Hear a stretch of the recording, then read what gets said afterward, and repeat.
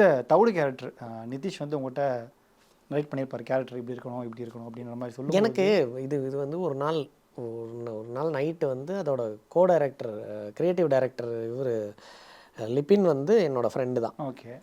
அவர் தான் என் பேரை சஜஸ்ட் பண்ணியிருக்காரு. இப்போ சொன்னோடனே எல்லாத்துக்குமே ஓகே அப்படின்னு இருக்காங்க.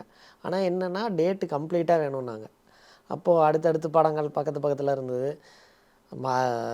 சொன்னேன் லிபின்கிட்ட, எப்படியாவது நிதிஷ் பண்ணுறாருன்னொன்னே ஃபாலிமி எனக்கு ரொம்ப பிடிச்ச படம், சூப்பராக எப்படியாவது இதை மிஸ் பண்ணிடக்கூடாதுன்னு நான் லிபின்கிட்ட எப்படியோ சொன்னேன், லிபின் எப்படியாவது உள்ளே தள்ளிடுங்க அப்படின்னு.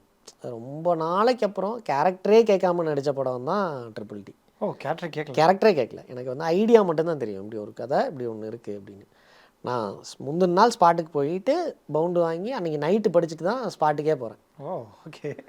ஒரு நைட்டில் படிச்சுட்டு போகிறேன். எனக்கு கதை அன்றைக்கி தான் படிக்கிறேன் ஃபுல் பவுண்டு. படிக்கும்போது ரொம்ப ரொம்ப ரொம்ப ரொம்ப எக்ஸப்ஷனலாக இருந்தது ரைட்டிங்கு. அப்புறம் நிதிஷ்கிட்ட அதை வேலை வாங்குகிற ஒரு திறன் இருக்குல்ல, அது ரொம்ப இதிலேருந்து இது வரைக்கும் நான் வேலை செஞ்சதில் ரொம்ப மாறுபட்டு இருந்தது. ஸோ அதனால் அதுக்கான